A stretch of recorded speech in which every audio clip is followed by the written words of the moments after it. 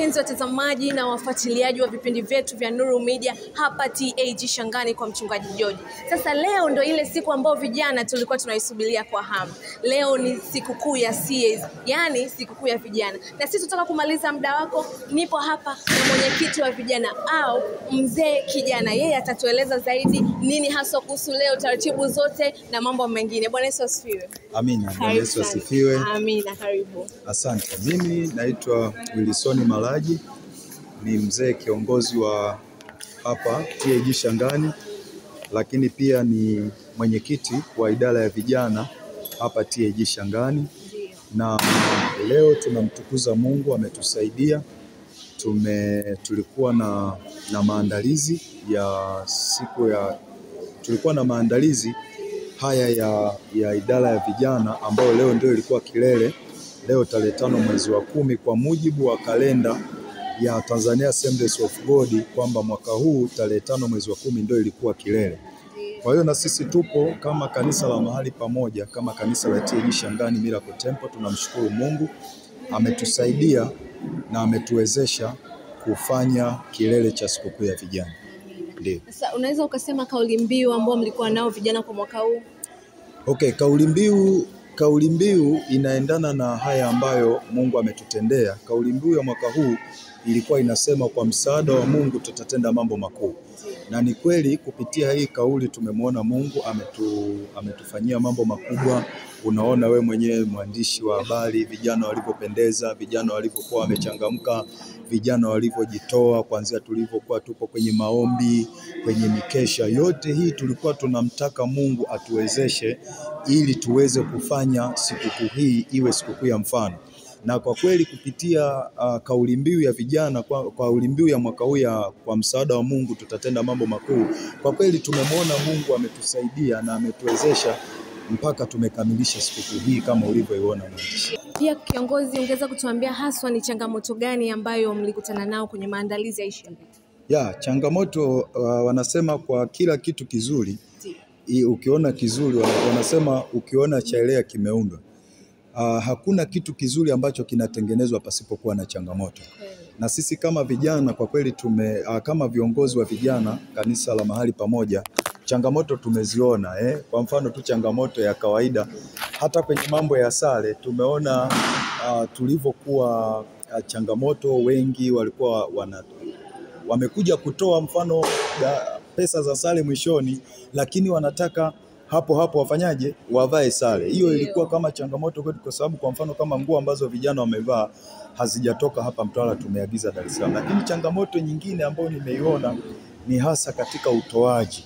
Nilichogundua changamoto kubwa sana, kwa mfano kama kanisa, vijana wengi wa kanisa la TAG Shangani, wengi bado wana shughuli ndogo, bado wana mitaji midogo, wengi bado ni wanafunzi.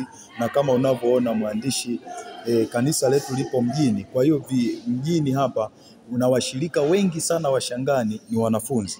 Kwa hiyo sasa unaweza ukaona tunapokuwa tunaenda kwenye sikukuu tunategemea wanafunzi hawa.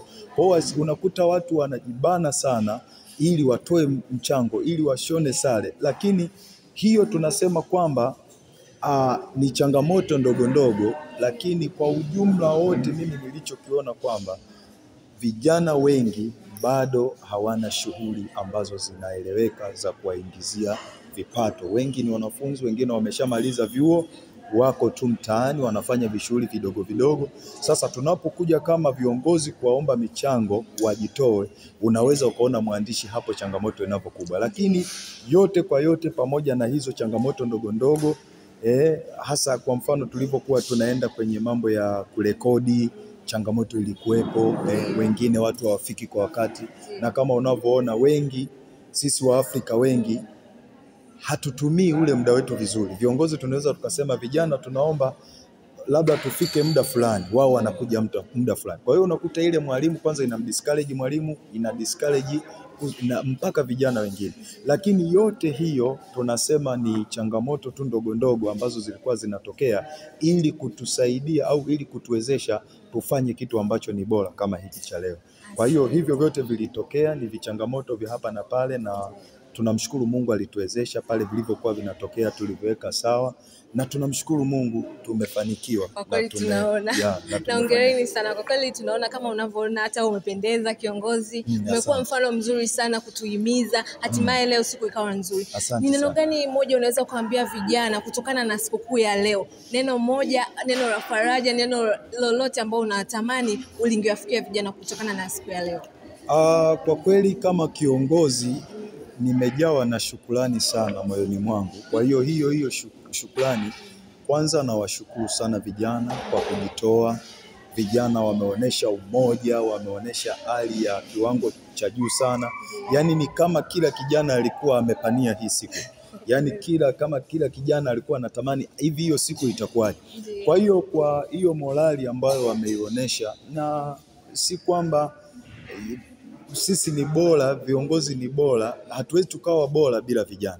Kwa mimi kwa neno tu la kuwashukuru vijana kwamba Mungu awabariki sana, Mungu awalinde vijana, Mungu awakumbuke, na pale ambapo walitoa kwenye kidogo iwe ni kikubwa, Mungu akapaangalie na akawabariki tena. Amina.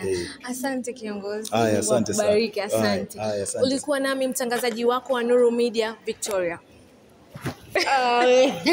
Hamna usendo kibanesa sura. Za kwako unaitwa nani? Naitwa Grace Kidai. Grace, unaweza kutupa leo umejifunza ujumbe gani kutokana na mtumishi wa leo, neno moja?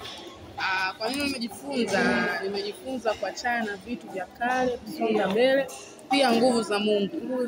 Huwezi kuacha vitu vya kale kwa akili zako mwenyewe, ndio msaada wa nguvu za Mungu. Umependeza. Asante. Asante.